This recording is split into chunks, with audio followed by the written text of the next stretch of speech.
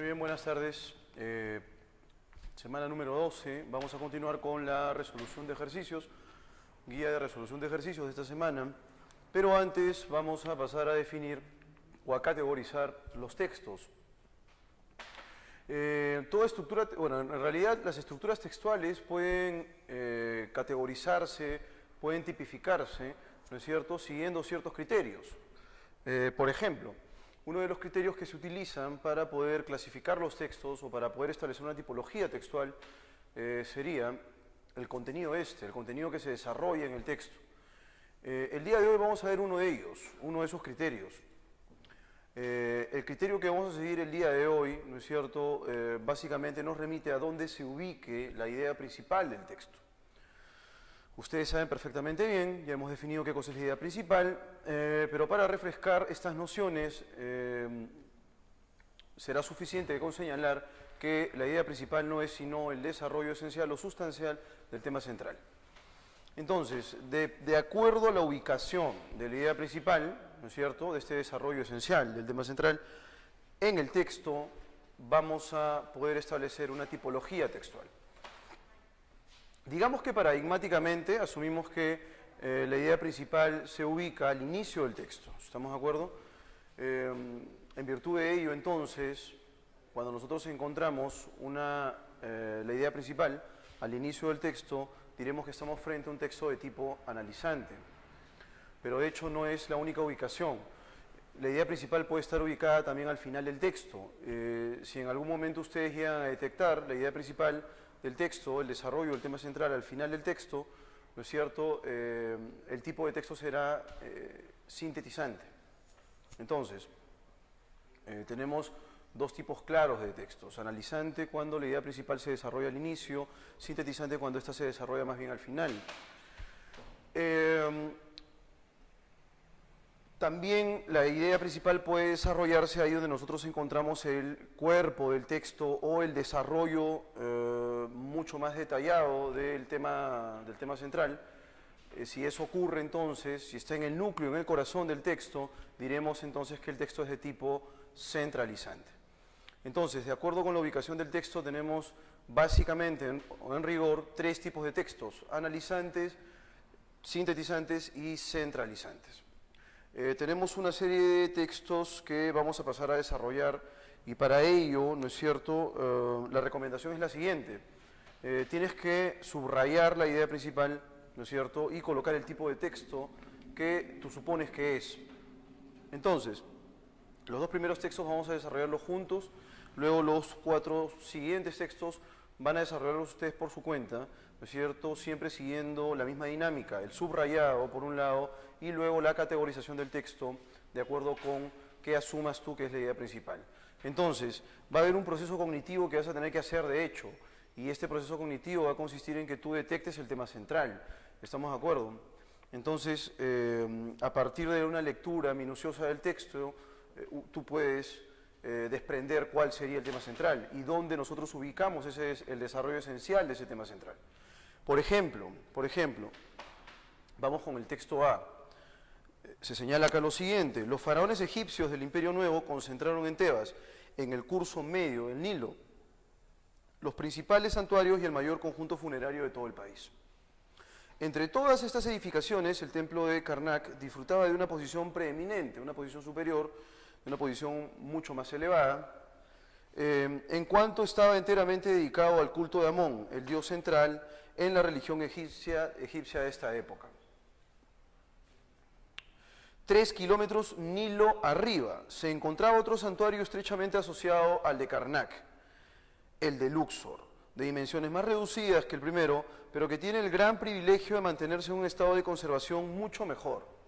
En su origen, el templo de Luxor se denominó Harén del Sur de Amón, y su función se limitaba a una celebración anual que duraba poco más de una semana. Muy bien, entonces, como ustedes pueden ver, a partir de la línea 3, empieza a ejemplificarse o se desarrollan de una manera muy parcial, muy esquemática, dos de estos santuarios. Si nosotros quisiéramos detectar o quisiéramos definir el tema central, con toda seguridad el tema central sería los santuarios en Egipto, ¿no es cierto?, y además santuarios que eran sagrados para ellos, tenían una veneración especial en virtud de que los egipcios eran en realidad una cultura altamente religiosa. Entonces, a partir de eso, ¿cuál sería la idea principal? La idea principal la encontraríamos al inicio del texto y sería esta. Yo les voy a pedir por favor que ustedes subrayen esta proposición. Los faraones egipcios del Imperio Nuevo concentraron en Tebas, en el curso medio del Nilo, los principales santuarios y el mayor conjunto funerario de todo el país. ¿Estamos de acuerdo? Esa sería la idea principal. Por lo tanto, este texto es de tipo analizante. Muy bien, ahora vamos a desarrollar el texto B, vamos a pasar a leer y luego ya definiremos dónde está la idea principal del texto. Primero, siempre con la dinámica de, por lo menos, vamos a hacerlo en dos pasos. Primero detectamos o definimos el tema central y a partir de ahí tratamos de ubicar en el texto el desarrollo sustancial de ese tema central, es decir, la idea principal. De acuerdo con dónde se ubique entonces, pasaremos a definir qué tipo de texto es el texto B. Si es cierto que todo lenguaje contiene los elementos de una concepción del mundo y de una cultura, también lo será que por el lenguaje de cada uno se puede juzgar la mayor o menor complejidad de su concepción del mundo.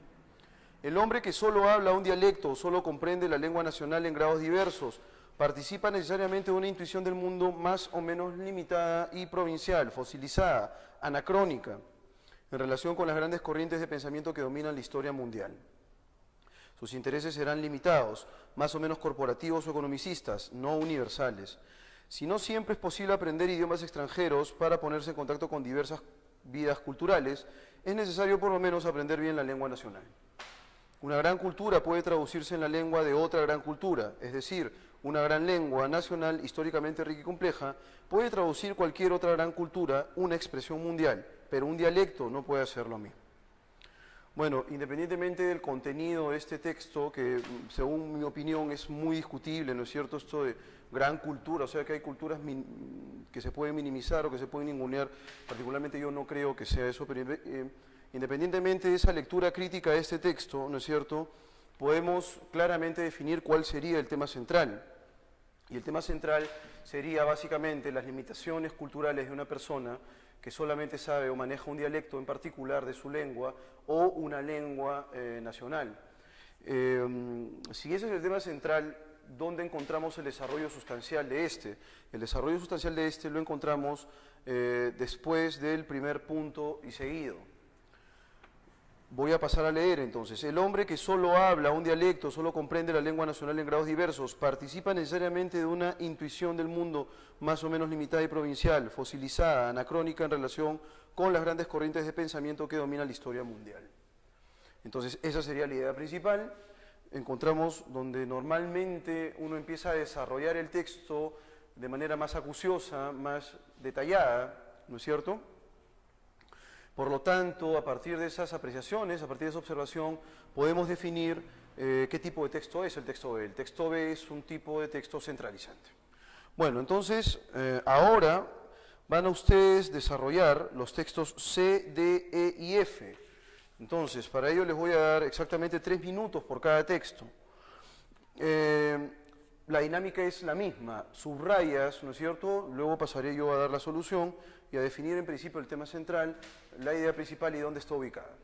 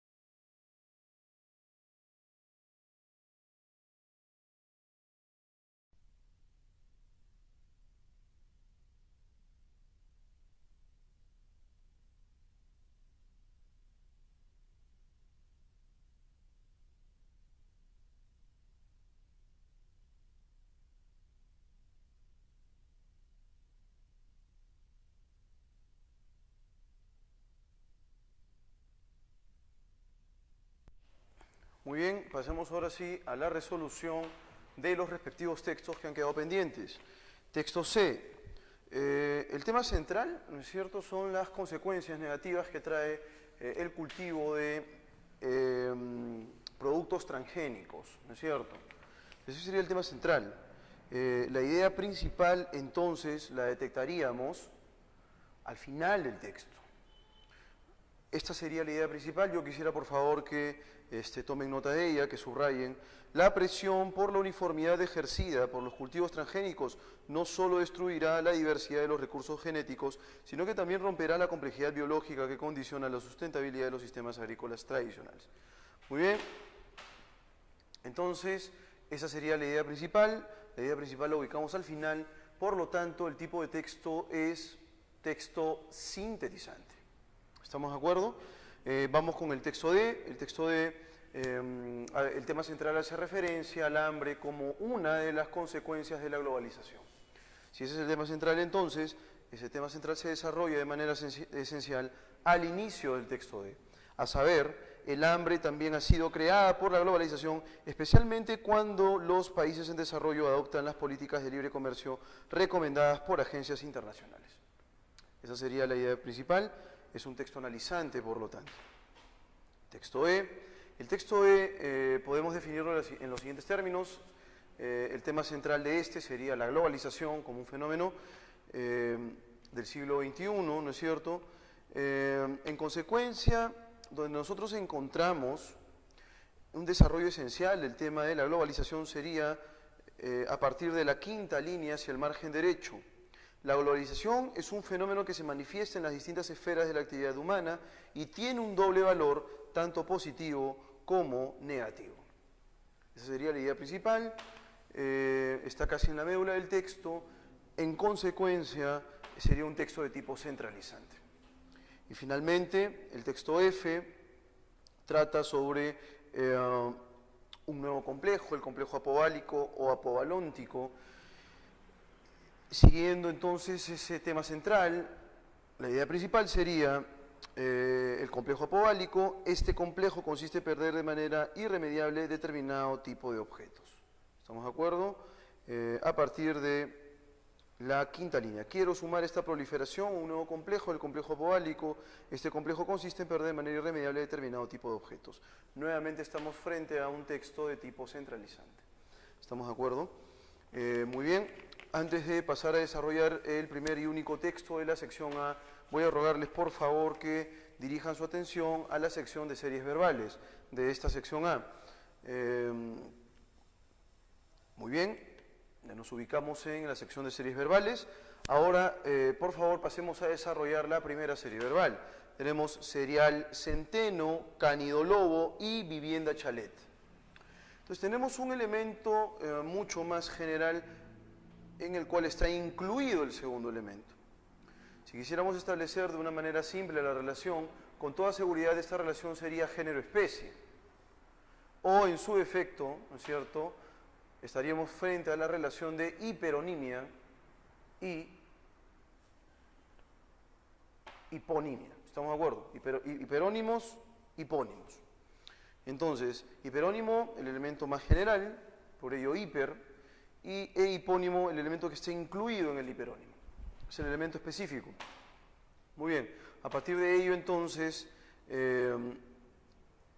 tenemos una serie de claves ahí. En la alternativa E tenemos la palabra lumbago. Un lumbago es un estado patológico, ¿no es cierto?, que consiste en un dolor profundo, constante, continuo en la zona lumbar, que es la zona de las caderas, la zona de la cintura. Entonces el lumbago es un estado patológico. La lumbalgia, que es el término que está al costado, ¿no es cierto?, es un dolor en la zona lumbar, pero no es un dolor persistente. En cambio el lumbago sí, por esa razón se define como un estado patológico. Bueno, a partir entonces de esa aproximación, la clave de esta serie verbal número 1 sería la clave C, trebejo, alfil. El trebejo se define como cualquier pieza de ajedrez. El alfil es una de ellas. Entonces tenemos el elemento genérico y el elemento específico. La alternativa sería la alternativa C. Número 2, despilfarrador, pródigo, derrochador, ¿no es cierto? Estamos un continuo de 3 sinónimos. El sinónimo que completa la serie verbal es dilapidador, que realiza gastos inútiles, sin medida y sin razón. Muy bien, tenemos la palabra tunante en la alternativa A, ¿no es cierto?, que es pícaro, bribón, y la palabra disoluto en la alternativa C, que es licencioso, entregado a los vicios. Bueno, entonces en la número 2, la alternativa correcta sería la alternativa E, dilapidador. 3, policía, orden. El policía procura el orden, es una de sus funciones. Dureza, diamante, estamos frente a una característica o cualidad del diamante. Y médico, salud, nuevamente volvemos a la misma relación que en el caso número 1, en el primer par de palabras. Bueno, entonces debemos buscar la relación cualidad, característica, elemento. Y esa relación la detectamos en la alternativa A, albura, nieve, albura que es blancura, ¿no es cierto?, que es una propiedad, una característica, una cualidad de la nieve. Entonces en el número 3 la alternativa sería la alternativa A. Muy bien, número 4, trote, galope, fogata, incendio, cariño, amor. Estamos frente a una relación, de hecho que hay relación entre palabras, digamos que hay una relación ascendente, una relación de intensidad. El par de palabras que completa la serie entonces sería risa, carcajada. Muy bien, vamos con la serie verbal número 5, besania, loco, inopia, indigente, lasitud, enfermo. En este caso estamos, digamos que se cambia la categoría gramatical. Besania es locura, ¿no es cierto? Loco es quien padece de besania, lo mismo inopia, indigente. Estamos frente al sustantivo, adjetivo, ¿no es cierto? Y bueno, lasitud de enfermo también. Entonces, la alternativa que corresponde a esa serie, la alternativa que completa la serie verbal, se encuentra en la alternativa A, tribulación, que es congoja, pena, y afligido, que sería el adjetivo. Muy bien, tenemos en la alternativa C, donosura, que es donaire, gracia, y estulto en la alternativa D, ¿no es cierto? Sagacidad, estulto, estulto es necio, tonto. Muy bien, vamos con la serie verbal número 6, triciclo, bicicleta, roble, pino, mandarina, toronja. Son elementos que se corresponden, son cohipónimos, ¿no es cierto? Entonces, donde encontramos un par de cohipónimos sería en la alternativa A, zanahoria, berenjena. Muy bien, vamos con la número 7, estrella, constelación, artista, elenco, pez, cardumen, conjunto, elemento, conjunto, elemento. Entonces, de acuerdo con ello, la alternativa correcta sería la alternativa D, perro, jauría, perro, que sería el elemento, ¿no es cierto?, y jauría, que sería el conjunto. Bueno, perdón, la relación en realidad acá era elemento conjunto, estrella, que es el elemento unitario, y constelación, que es el conjunto de estrellas, lo mismo en artista, elenco y pez, cardumen. No podría ser tropa, soldado, porque ahí la relación es inversa. La tropa sería el elemento colectivo y soldado es el elemento individual. Y en el caso de abeja colmenar, el colmenar es el lugar donde están ubicadas las colmenas y no donde se sitúan las... el caso de colmena, ¿no es cierto? Colmena tiene dos acepciones, puede ser enjambre, ¿no es cierto? Y también puede ser el lugar donde habitan las abejas. Pero en este caso no estamos frente a colmena, sino más bien a colmenar. Muy bien, entonces ahora sí les doy 15 minutos para que puedan resolver el texto número 1, único texto, y luego pasaremos al cotejo de claves.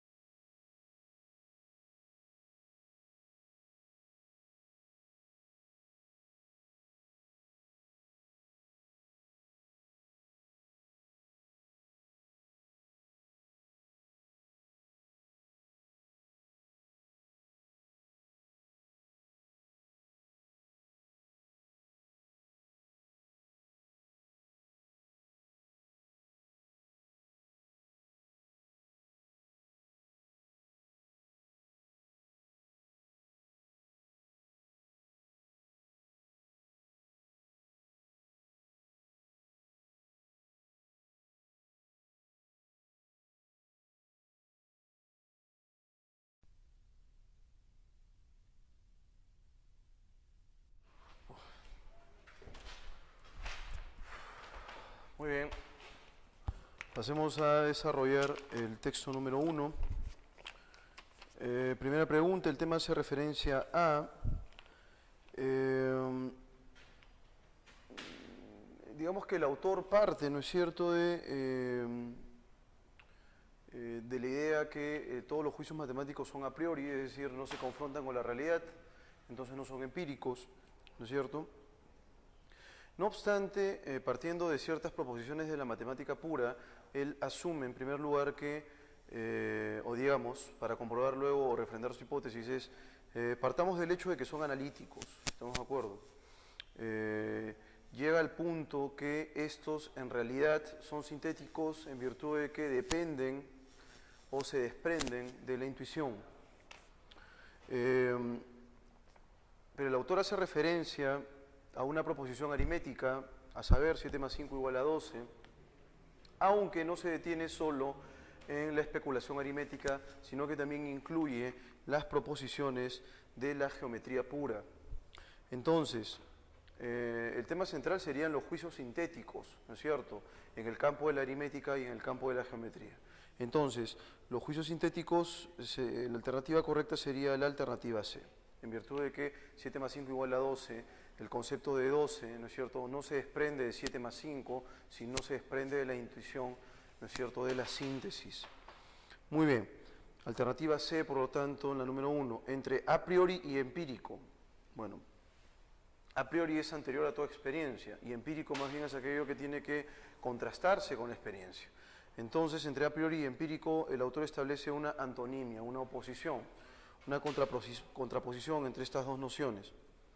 Si la proposición 7 más 5 es igual a 12, bueno, el autor llega a la conclusión de que no es analítica, sino que más bien es sintética. Pero ¿qué ocurriría si fuese analítica? Entonces el concepto de 12 estaría presente en el de 7 y 5, cosa que el autor luego llega a definir que no, ya que el concepto de 12 no está presente en 7 más 5, sino que más bien se desprende por síntesis a través de la intuición.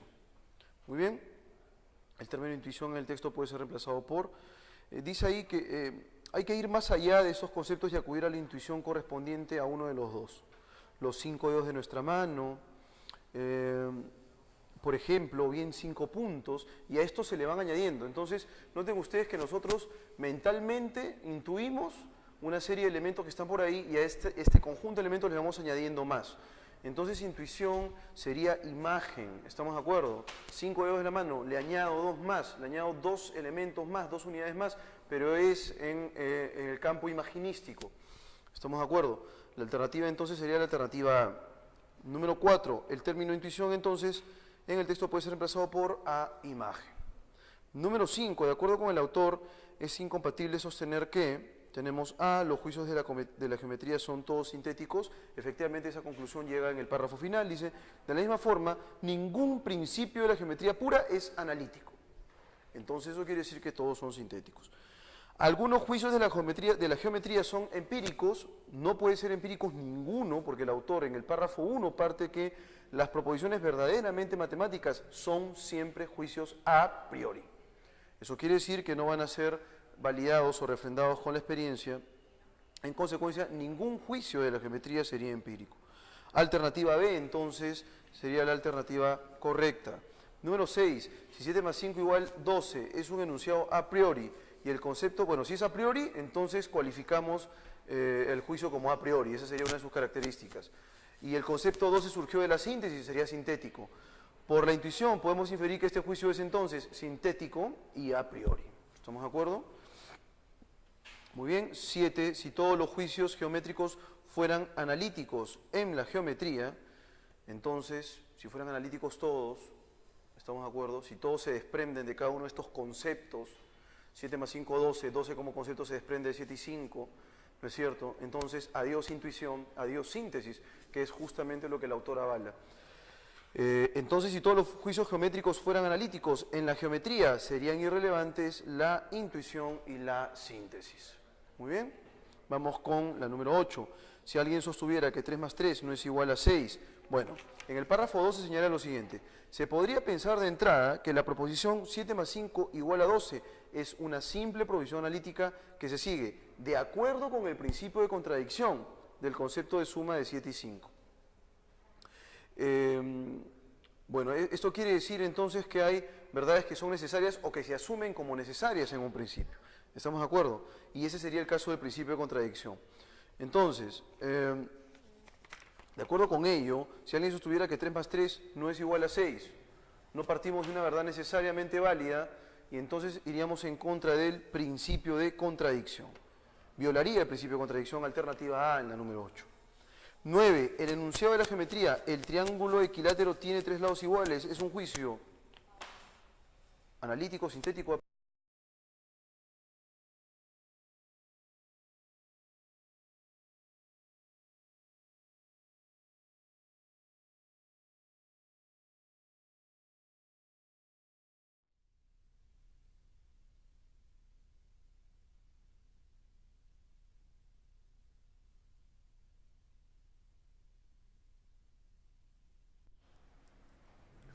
Muy bien, buenas tardes.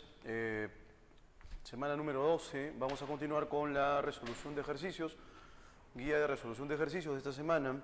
Pero antes vamos a pasar a definir o a categorizar los textos. Toda estructura, bueno, en realidad las estructuras textuales pueden categorizarse, pueden tipificarse, ¿no es cierto?, siguiendo ciertos criterios. Por ejemplo, uno de los criterios que se utilizan para poder clasificar los textos o para poder establecer una tipología textual sería el contenido el contenido que se desarrolla en el texto. El día de hoy vamos a ver uno de ellos, uno de esos criterios. El criterio que vamos a seguir el día de hoy, ¿no es cierto?, básicamente nos remite a dónde se ubique la idea principal del texto. Ustedes saben perfectamente bien, ya hemos definido qué cosa es la idea principal, pero para refrescar estas nociones será suficiente con señalar que la idea principal no es sino el desarrollo esencial o sustancial del tema central. Entonces, de acuerdo a la ubicación de la idea principal, ¿no es cierto?, de este desarrollo esencial del tema central, en el texto vamos a poder establecer una tipología textual. Digamos que paradigmáticamente asumimos que la idea principal se ubica al inicio del texto. ¿Estamos de acuerdo? En virtud de ello, entonces, cuando nosotros encontramos la idea principal al inicio del texto, diremos que estamos frente a un texto de tipo analizante. Pero de hecho no es la única ubicación. La idea principal puede estar ubicada también al final del texto. Si en algún momento ustedes llegan a detectar la idea principal del texto, el desarrollo del tema central al final del texto, ¿no es cierto?, el tipo de texto será sintetizante. Entonces, tenemos dos tipos claros de textos: analizante cuando la idea principal se desarrolla al inicio, sintetizante cuando ésta se desarrolla más bien al final. También la idea principal puede desarrollarse ahí donde nosotros encontramos el cuerpo del texto o el desarrollo mucho más detallado del tema central. Si eso ocurre entonces, si está en el núcleo, en el corazón del texto, diremos entonces que el texto es de tipo centralizante. Entonces, de acuerdo con la ubicación del texto, tenemos básicamente, en rigor, 3 tipos de textos: analizantes, sintetizantes y centralizantes. Tenemos una serie de textos que vamos a pasar a desarrollar y para ello, ¿no es cierto?, la recomendación es la siguiente. Tienes que subrayar la idea principal, ¿no es cierto?, y colocar el tipo de texto que tú supones que es. Entonces, los 2 primeros textos vamos a desarrollarlos juntos, luego los 4 siguientes textos van a desarrollarlos ustedes por su cuenta, ¿no es cierto?, siempre siguiendo la misma dinámica: el subrayado por un lado y luego la categorización del texto de acuerdo con qué asumas tú que es la idea principal. Entonces, va a haber un proceso cognitivo que vas a tener que hacer de hecho, y este proceso cognitivo va a consistir en que tú detectes el tema central. ¿Estamos de acuerdo? Entonces, a partir de una lectura minuciosa del texto, tú puedes desprender cuál sería el tema central y dónde nosotros ubicamos el desarrollo esencial de ese tema central. Por ejemplo, vamos con el texto A. Se señala acá lo siguiente: los faraones egipcios del Imperio Nuevo concentraron en Tebas, en el curso medio del Nilo, los principales santuarios y el mayor conjunto funerario de todo el país. Entre todas estas edificaciones, el templo de Karnak disfrutaba de una posición preeminente, una posición superior, una posición mucho más elevada, en cuanto estaba enteramente dedicado al culto de Amón, el dios central en la religión egipcia de esta época. 3 kilómetros Nilo arriba se encontraba otro santuario estrechamente asociado al de Karnak, el de Luxor, de dimensiones más reducidas que el primero, pero que tiene el gran privilegio de mantenerse en un estado de conservación mucho mejor. En su origen, el templo de Luxor se denominó Harén del Sur de Amón, y su función se limitaba a una celebración anual que duraba poco más de una semana.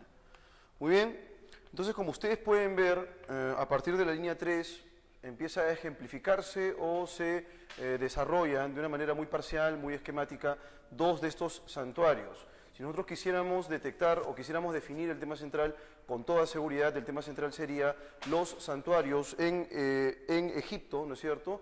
Y además santuarios que eran sagrados para ellos, tenían una veneración especial en virtud de que los egipcios eran en realidad una cultura altamente religiosa. Entonces, a partir de eso, ¿cuál sería la idea principal? La idea principal la encontraríamos al inicio del texto y sería esta. Yo les voy a pedir por favor que ustedes subrayen esta proposición. Los faraones egipcios del Imperio Nuevo concentraron en Tebas, en el curso medio del Nilo, los principales santuarios y el mayor conjunto funerario de todo el país. ¿Estamos de acuerdo? Esa sería la idea principal. Por lo tanto, este texto es de tipo analizante. Muy bien, ahora vamos a desarrollar el texto B, vamos a pasar a leer y luego ya definiremos dónde está la idea principal del texto. Primero, siempre con la dinámica de, por lo menos, vamos a hacerlo en dos pasos. Primero detectamos o definimos el tema central y a partir de ahí tratamos de ubicar en el texto el desarrollo sustancial de ese tema central, es decir, la idea principal. De acuerdo con dónde se ubique entonces, pasaremos a definir qué tipo de texto es el texto B. Si es cierto que todo lenguaje contiene los elementos de una concepción del mundo y de una cultura, también lo será que por el lenguaje de cada uno se puede juzgar la mayor o menor complejidad de su concepción del mundo. El hombre que solo habla un dialecto o solo comprende la lengua nacional en grados diversos, participa necesariamente de una intuición del mundo más o menos limitada y provincial, fosilizada, anacrónica, en relación con las grandes corrientes de pensamiento que dominan la historia mundial. Sus intereses serán limitados, más o menos corporativos o economicistas, no universales. Si no siempre es posible aprender idiomas extranjeros para ponerse en contacto con diversas vidas culturales, es necesario por lo menos aprender bien la lengua nacional. Una gran cultura puede traducirse en la lengua de otra gran cultura, es decir, una gran lengua nacional históricamente rica y compleja puede traducir cualquier otra gran cultura, una expresión mundial, pero un dialecto no puede hacer lo mismo. Bueno, independientemente del contenido de este texto, que según mi opinión es muy discutible, ¿no es cierto?, esto de gran cultura, o sea que hay culturas que se pueden minimizar o que se pueden ningunear, particularmente yo no creo que sea eso, pero independientemente de esa lectura crítica de este